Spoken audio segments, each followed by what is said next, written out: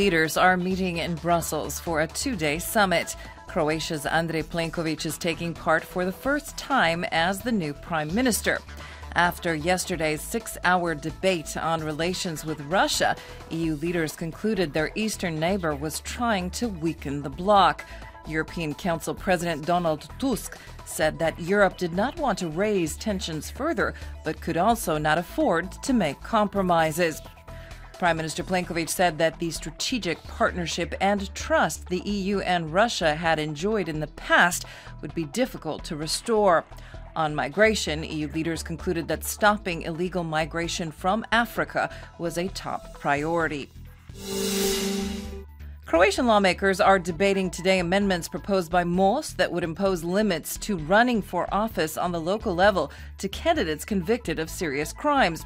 Prior to the debate, MPs warned of the consequences of appointed Anka Slonjak to another term as ombudsman for the disabled, months after her first term had expired. The error could leave some 500 disabled people without personal assistance paid for by the state.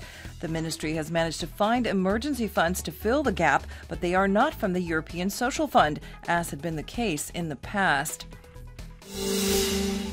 Croatia is pulling all eggs imported from Poland from supermarket shelves after a recent salmonella outbreak that resulted in one death, the Ministry of Agriculture has confirmed. The move also comes after the EU issued a potential epidemic warning as a result of 7 member countries reporting cases traced back to eggs imported from Poland. Agriculture Minister Tomislav Tolušić has ordered additional inspections and quality control measures. The new healthcare minister, Milan Kujundžić, says that the government's goal is to make healthcare accessible to all. Speaking on HTV last night, Kujundžić underscored that if that was the goal, everyone will have to contribute.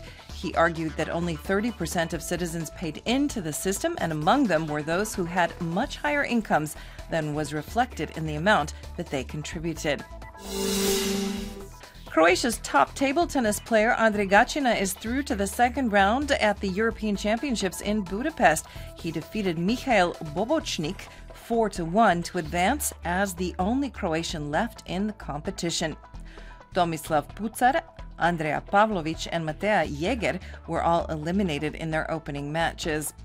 Ana Konjuh failed to advance to the semis at the WTA tournament in Moscow after losing to Ukrainian Elina Svitolina 6-1, 6-1. Croatian tennis fans are gearing up for the Davis Cup final against Argentina in Zagreb on November 25th through the 27th. The majority of tickets for the event at the Zagreb Arena were sold in the first 48 hours after they went on sale. Handball club PPD Zagreb have a new coach.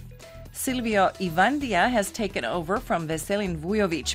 Ivandia is familiar with many of his players who were on the junior national team, which he also coached. He served as assistant coach under Lino Červar and Slavko Goluža. His last coaching job was with Lokomotiva.